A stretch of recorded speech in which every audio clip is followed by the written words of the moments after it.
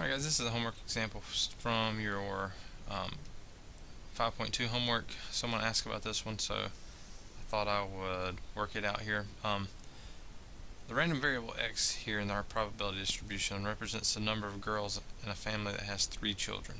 Okay, so I guess we're assuming that there's going to be a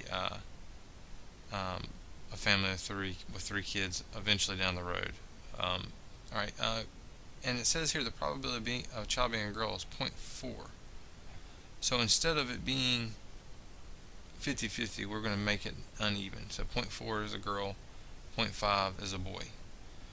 Alright, so that's one important thing here, is the probability of having a girl for any independent stage, like first kid, second kid, third kid, is 0.4. So the complement of that event would be the probability of a boy, and that would be 0.6. Alright, 1 minus 0.4. Alright, now it wants me to make the entire probability distribution, probability of no girls all the way up to 3 girls. And these two are the easy ones. 0 and 3 are easy, but the other two are not quite so easy. The probability no girls.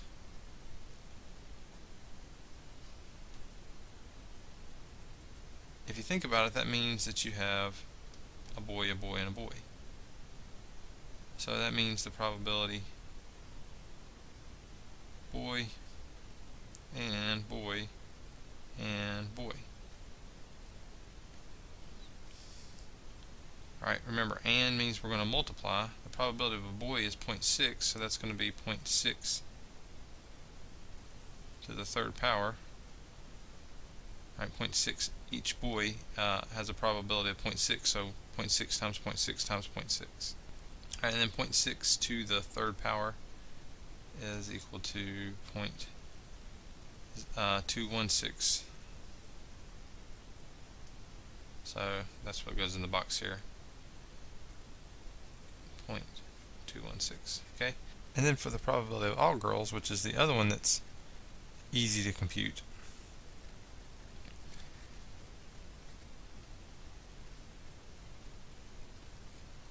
That would be the probability of girl and girl and girl.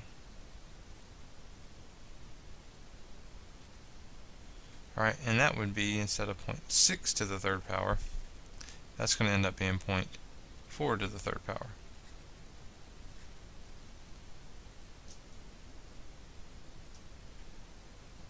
Alright, and then go back to the calculator. 0.4 to the third, 0.064.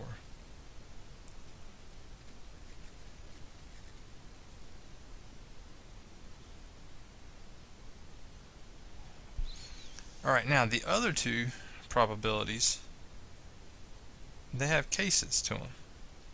So the probability that I have 1 girl and 2 boys,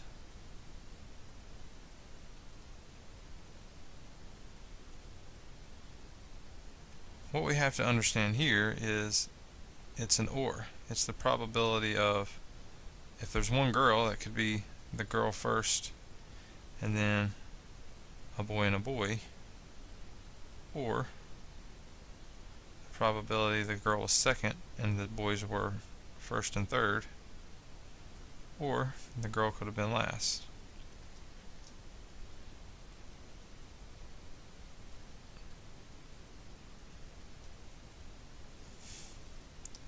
Alright, and if that's the case, then we have the probability of a girl is 0.4 times 0.6 squared plus, okay, well notice this is 0.4 and there's a 0.6 and a 0.6. Remember, multiplication's associative and commutative. We can put this in any order we want to. So I'm going to say that's another 0.4 times 0.6 squared plus 1 more 0.4 and a 0.6 squared. Again, I can multiply in any order, so I'm just going to do the 0.4 first and the 0.6 and 0.6 after that. Alright, now what does that simplify to? That simplifies to 3 times 0.4 times 0.6, because there's 3 of those. Alright, now I know that I can get the number. I'm going to get the number. But what I want you to see is it simplifies down to a certain thing. There's 3 ways to have 1 girl and 2 boys. Alright, and then because of the fact that multiplication is commutative and associative, we can always have the same product for all 3 scenarios. Okay, so we're going to actually simplify this process in the next section, and it's going to make this process a little easier than having to think through it every single time. Alright, 3 times 0.4 times 0.6 squared is equal to 0.432.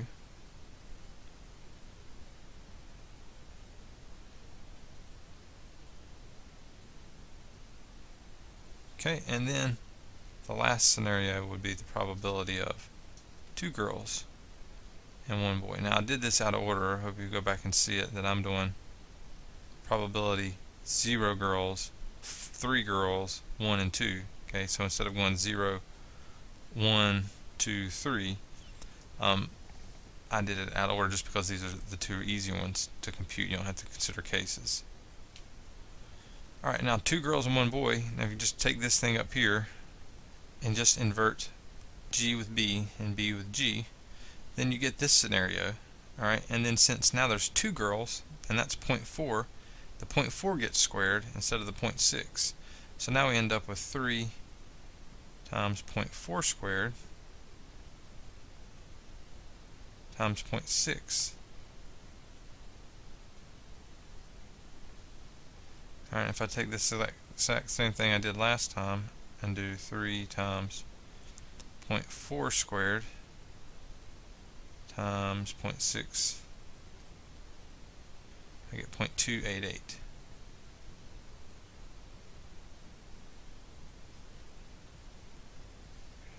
Okay, so those values complete the table. So 1 girl, 2 boys is 0.432.